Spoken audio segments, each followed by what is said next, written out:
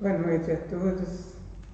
É com muita alegria que nós estamos aqui de volta na nossa casa espírita depois de 2 meses de afastamento por conta desta quarentena em que todos nós estamos envolvidos.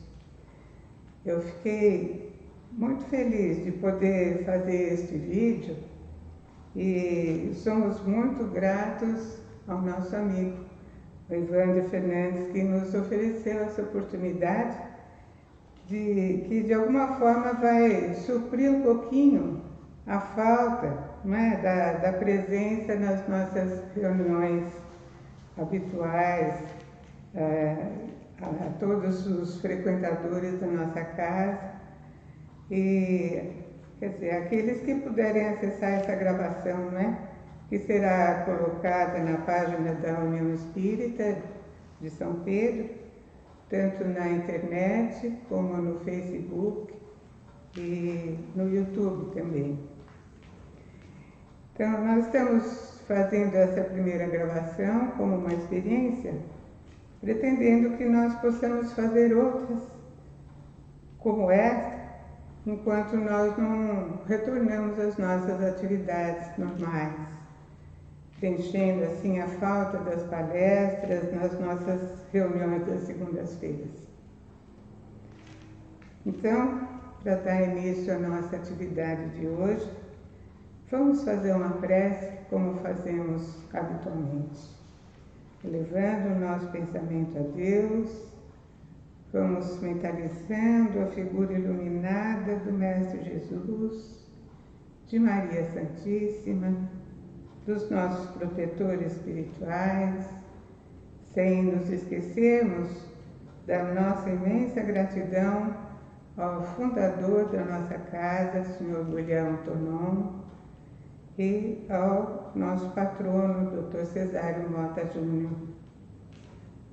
Agradecendo profundamente por este momento e por todos os benefícios que nos têm sido concedidos. Mestre amado Jesus, pedimos que encha os nossos corações de fé e as nossas mentes com sua divina inspiração, para que possamos aproveitar ao máximo essa oportunidade que nos está sendo concedida. E agora, então, eu peço ao nosso amigo José Domingos Clyde que venha trazer a sua mensagem. Boa noite a todos. Que a paz de Deus, nosso Pai e de Jesus, esteja em nossos corações hoje e sempre. Que assim seja. Nós estamos passando por alguns momentos difíceis. Tem muita tribulação, as pessoas estão assim meio perdidas, não é? E a gente tem percebido assim que as pessoas, no intuito muitas vezes de acalmar ou mesmo consolar as pessoas, têm enviado algumas mensagens para nós. Essas mensagens, algumas são através das mídias, né? Principalmente pelo WhatsApp. Eu tenho recebido algumas. E só que a gente tem visto que algumas dessas mensagens são um pouco de pessoas desesperadas. Elas estão assim meio que perdidas nesse momento. Porque é uma doença grave, é uma doença que se alastra rapidamente e atinge, como a gente percebe, todas as idades. E como se trata de uma coisa assim nova, no sentido de transmissão, mesmo o desconhecimento de como ela se propaga, então as pessoas muitas vezes ficam desesperadas e por conta mesmo de informações que são veiculadas de forma equivocada. E nisso também a gente vê algumas pessoas que são insensíveis a esse tipo de coisa, né? Que também mandam essas mensagens mensagens, assim, sem um intuito maior de ajudar as pessoas. Simplesmente parece que é para tumultuar as coisas. E também mensagens falsas. Isso acaba que criando todo esse pânico, né? A coisa já é grave e acaba se agravando cada vez mais ainda por conta disso. Quando a gente fala na questão da pandemia, nós temos que pensar e analisar que essa não é a primeira pandemia que acontece. Quando a gente olha a história que a gente vê lá para trás, só para citar algumas, já passamos por uma pandemia que à época foi denominada peste negra ou bubônica. Isso entre 1346 e 1351. Essa doença, essa peste, que também foi um vírus, matou de 50% a 70% da população daquela época. Dizimou. Mais da metade das pessoas morreram por conta disso, né? Estima-se que tenha levado 200 anos para que fosse recomposta a quantidade de pessoas que morreu naquela época. Tivemos a gripe espanhola entre 1917 e 1918, onde morreram 50 milhões de pessoas. Só aqui no Brasil foram 35 mil brasileiros. Em 2009, 2010, agora muito perto de nós, né? Teve H1N1, onde morreram 284 mil pessoas. Fora essas doenças que a gente está falando, nós temos aquelas que acontecem no nosso dia a dia, que é a varíola, que foi erradicada. Temos rubéola, poliomielite, tuberculose, lepra ou hanseníase, que isso vem desde antes de Jesus. É uma doença que ela faz parte da evolução da humanidade. E hoje em dia nós temos no nosso meio dengue, chikungunya, zika vírus, ebola, que são doenças que nos acometem, né? E muitas delas são de grande potencial, de grande letalidade, também destruindo parte da humanidade. Mas, como a gente pode observar, com tudo isso que está acontecendo, que já aconteceu, nós estamos aqui hoje. Por quê? Porque por obra e graça de Deus, essas coisas acontecem muitas vezes para uma chamada de atenção para nós. E o que nós temos visto é que mesmo acontecendo todas essas tragédias, né, essas destruições, se a gente pode chamar assim, nós temos caminhado e conseguimos chegar até aqui. Mas mesmo por conta de tudo isso que está acontecendo, a gente pode observar também o ser humano, né? Nós pudemos observar as características, o caráter das pessoas. Nós vimos pessoas extremamente caridosas, Pude observar outro dia na TV, assistindo a TV, uma senhorinha, já tinha passado dos 60 anos, ela estava no grupo está no grupo de risco, né?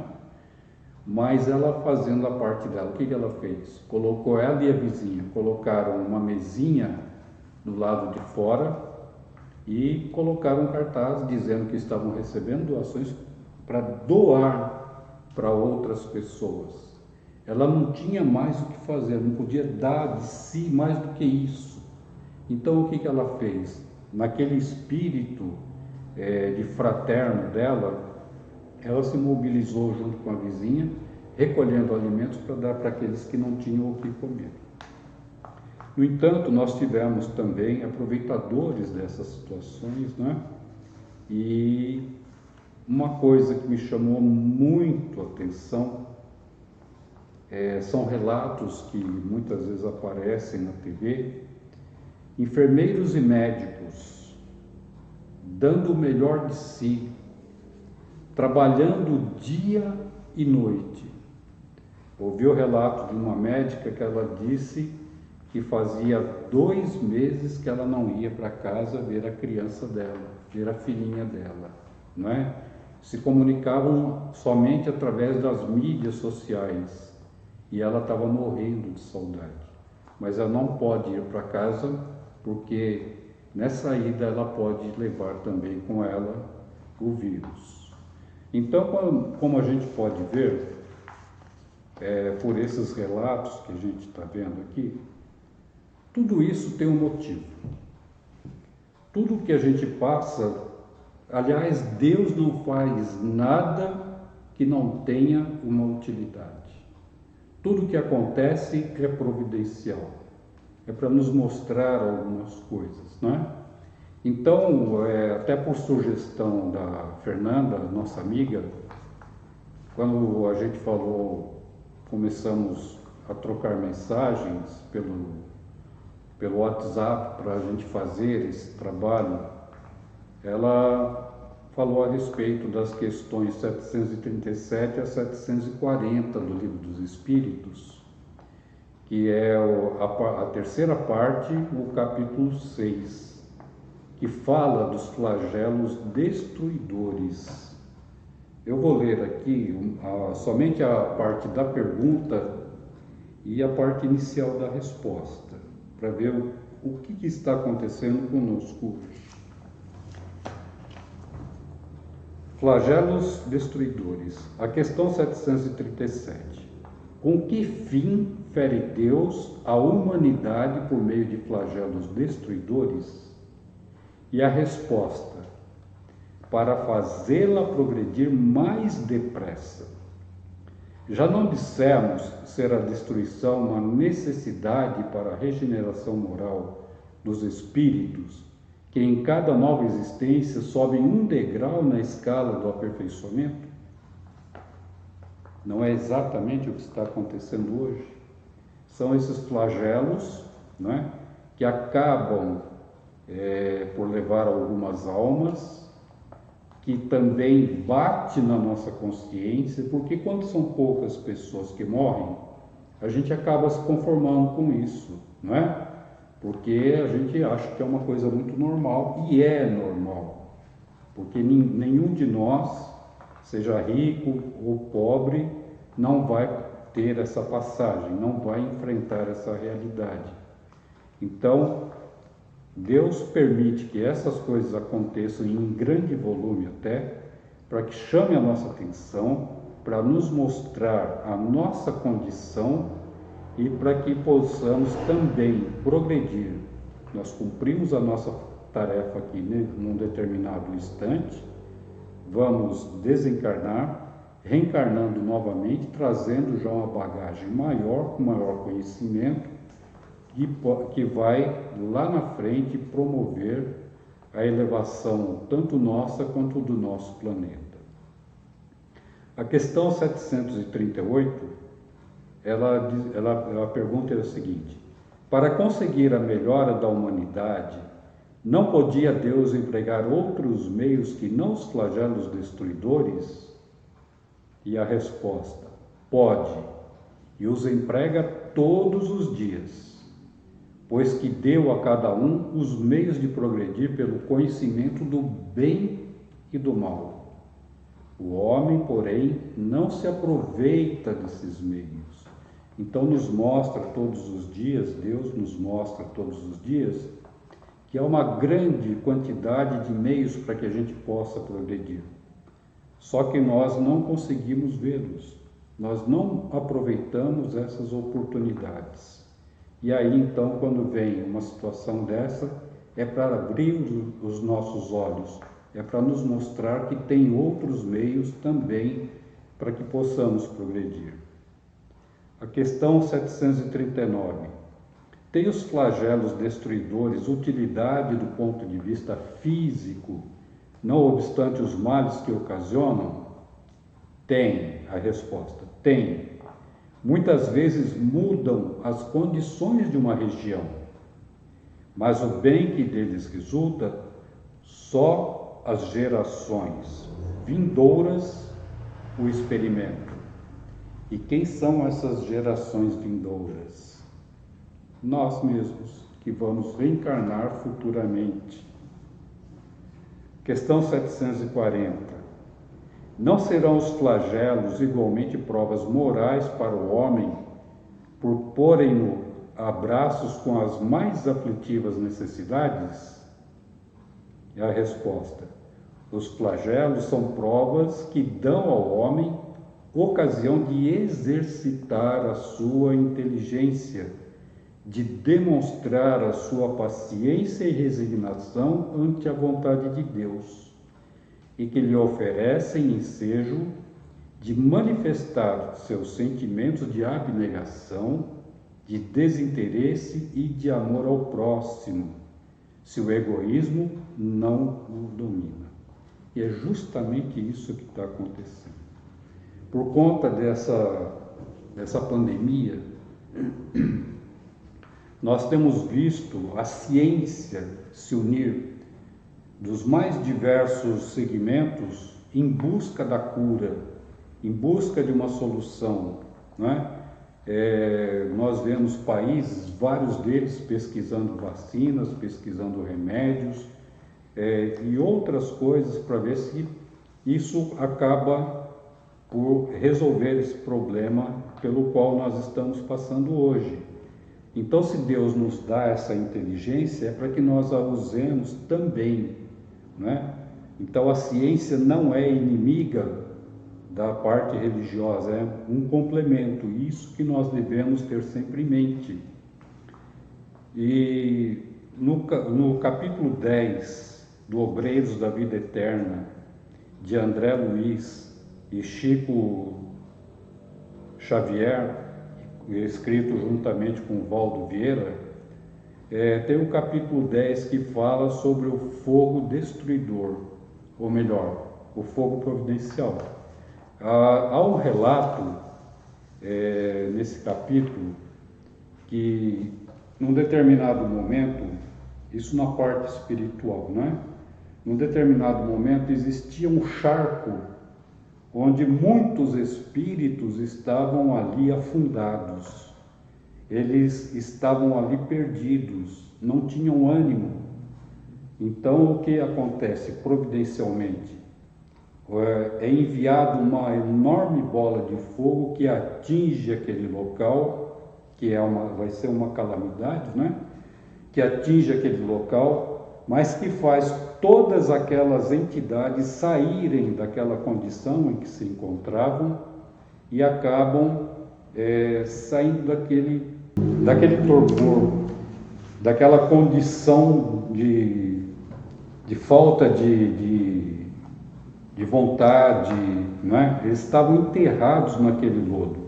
E essa bola de fogo é providencial no sentido de que no momento em que ela toca esse charco, as entidades se assustam e saem daquele local, abandonam aquele local. E ali, então, providencialmente, essas entidades são levadas a procurarem outras coisas e buscar a sua evolução.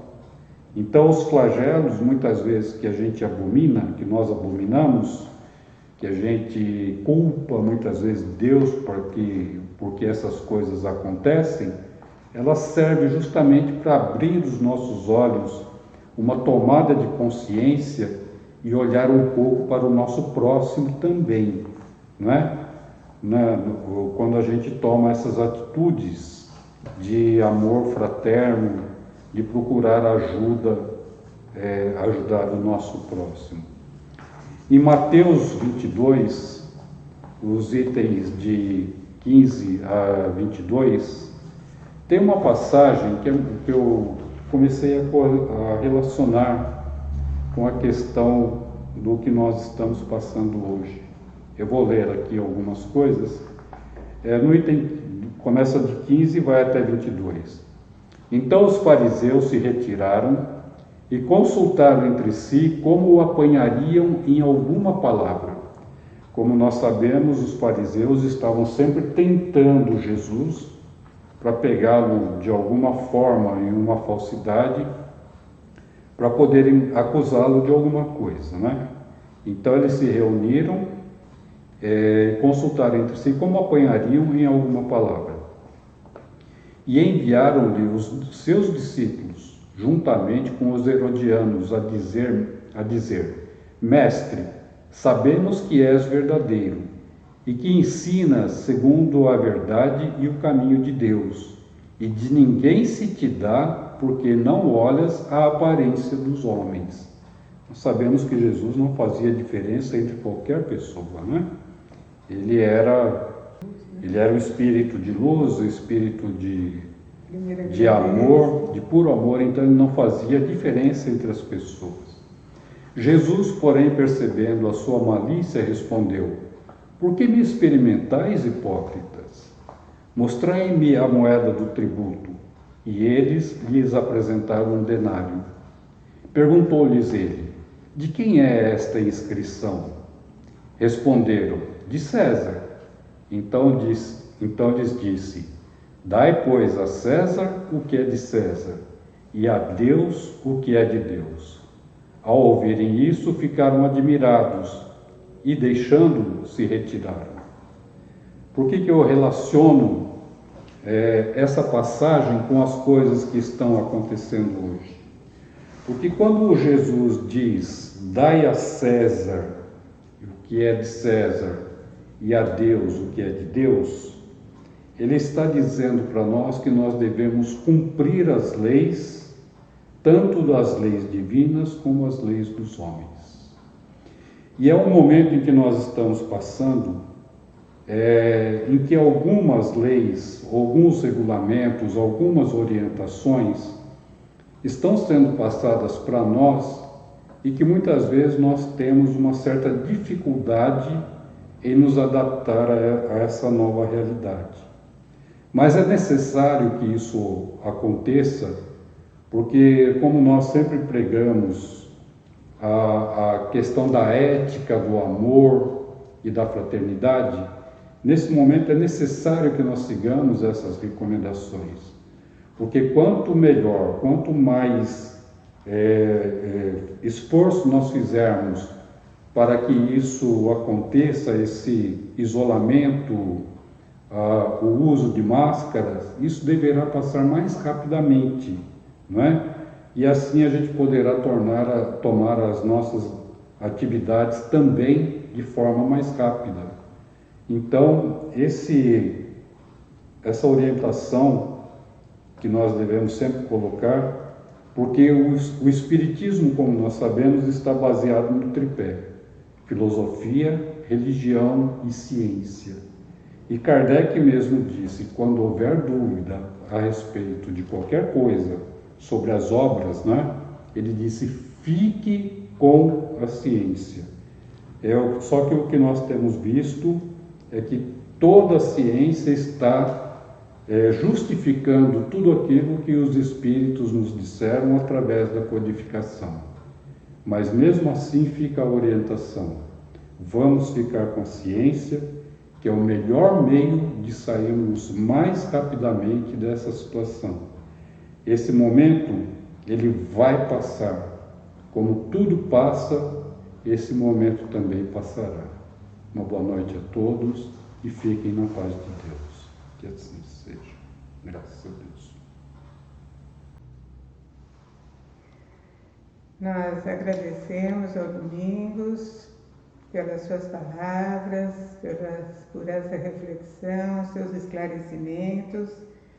E para finalizar, para matar um pouquinho a saudade das nossas reuniões da nossa Casa Espírita, vamos fazer como costumamos fazer nos nossos encerramentos das nossas reuniões, como se fosse um passe coletivo, tá certo?